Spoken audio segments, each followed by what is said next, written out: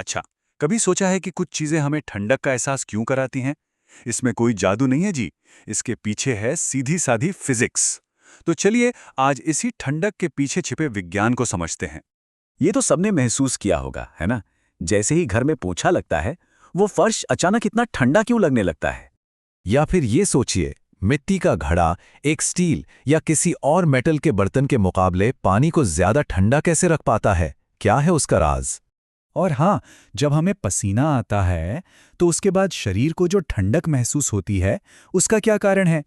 अब मजे की बात यह है कि ये सारे सवाल जो इतने अलग अलग लगते हैं, इन सबका जवाब सिर्फ एक ही साइंटिफिक प्रोसेस में छिपा हुआ है। तो फिर देर किस बात की? चलिए इस रहस्य से पर्दा उठाने के लिए सीधे चलते हैं कणों की इस छिपी हुई दुनिया में। सबसे पहले एक बेसिक चीज समझ लेते हैं, पदार्थ यानी मैटर। ये है क्या? देखिए, कोई भी चीज जिसका वजन हो और जो जगह घेरे वो पदार्थ है। मतलब हवा, पानी, अरे रेत का एक छोटा सा दाना भी पदार्थ ही है। और कमाल की बात यह है कि हर पदार्थ, चाहे वो कुछ भी हो, बहुत ही छोटे छोटे अदृश्य कणों से बना होता है। पता है, एक जमाने में इस पर बड़ी बहस होती थी कि पदार्थ लकड़ी के एक टुकड़े की तरह लगातार है या रेत के दानों की तरह कणों से बना है। खैर, अब हम जानते हैं कि सब कुछ कणों का ही खेल है। असल में यही कण किस तरह से जमे हुए हैं, मतलब इनकी अरेंजमेंट कैसी है, यही तय करता है कि कोई चीज़ सॉलिड होगी, लिक्विड होगी या गैस होगी। और मज़े की बात यह है कि हमारे सारे सवालों की चाबी भी यहीं कहीं छिपी है। अच्छा, इन कणों के बारे में 3 बातें याद रखना बहुत ज़रूरी हैं। पहली, ये कभी रुकते नहीं, हमेशा हिलते डुलते रहते हैं। दूसरी, इनके बीच में थोड़ी खाली जगह होती है। और तीसरी, ये एक दूसरे को अपनी तरफ खींचते हैं, मतलब अट्रैक्ट करते हैं। तो चलिए अब पदार्थ के इन 3 मुख्य अवस्थाओं, सॉलिड, लिक्विड और गैस को थोड़ा और करीब से देखते हैं। जैसा कि हम देख सकते हैं, इन तीनों स्टेट्स में कणों का बर्ताव बिल्कुल अलग है। देखिए, सॉलिड में कण एकदम तरतीब से जमे होते हैं और बस अपनी जगह पे ही वाइब्रेट करते हैं। लिक्विड में ये थोड़े आज़ाद होते हैं, बेतरतीब ढंग से एक दूसरे के आसपास घूमते रहते हैं। और गैस में तो पूछिए ही मत, ये पूरी तरह से आज़ाद हैं और हर दिशा में तेजी से भागते रहते हैं।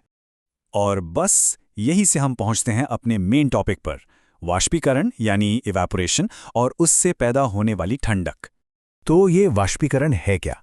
सीधी सी बात है, जब कोई लिक्विड गैस में बदलता है। लेकिन इसमें एक ट्विस्ट है। ये प्रोसेस सिर्फ लिक्विड की सतह पर होता है और उसके बॉइलिंग पॉइंट से कम तापमान पर।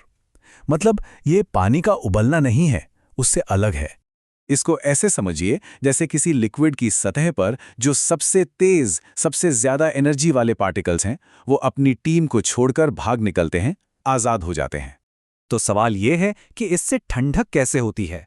चलिए इसे 4 स्टेप्स में समझते हैं। स्टेप 1, लिक्विड के कण अपने आसपास से एनर्जी यानी गर्मी सोखते हैं। स्टेप 2, जो सबसे तेज कण होते हैं उन्हें इतनी एनर्जी मिल जाती है कि वो सतह छोड़कर भाग सकें।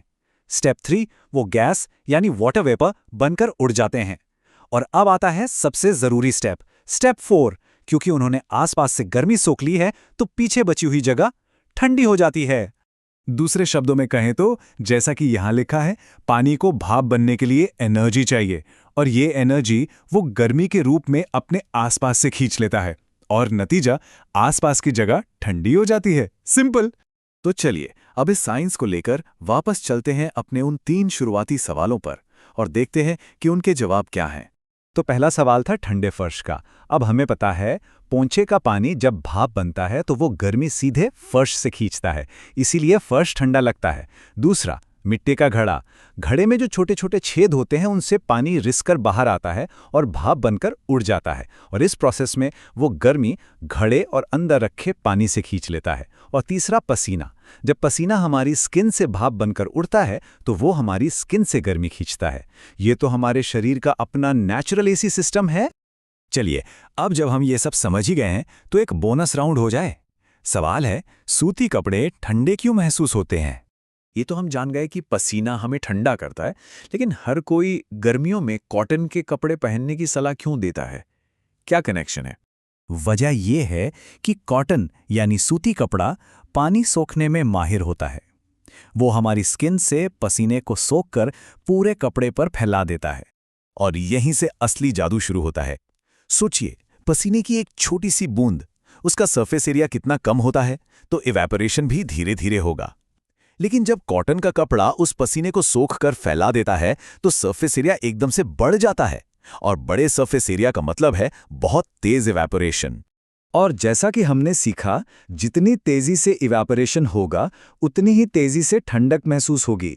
बस यही वजह है कि गर्मियों में सूती कपड़े इतने आरामदायक लगते हैं। तो अब जब ठंडक का ये विज्ञान समझ आ गया है, तो सोचिए हमारी रोजमर्रा की जिंदगी में और